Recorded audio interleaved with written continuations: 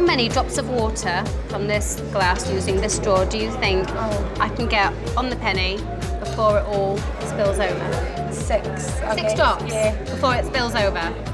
So if I say, if I get more than 6, and you buy us a round of drinks. So I 3 think that drinks. one's okay. That They're one like sounds it. nice, They're doesn't like it? it. If I get 6 or below, I'll buy you all the drinks. Okay. Sound good? Yeah? Yeah, we'll Okay, shake on it. So, the bet is, if Jess can't fit 6 or more drops onto the 1p piece, she has to buy a round of drinks.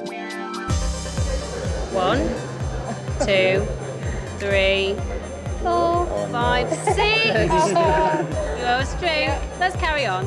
7, 8, 9, 10, 11, 12, 13, 14, 15, 16, 17, 18, 19, 20, 21, 22, 23, 24, 24!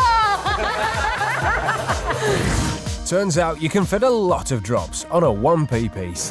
So I think you always saw the drink. Yeah, I did. I'll love a gin and tonic, please.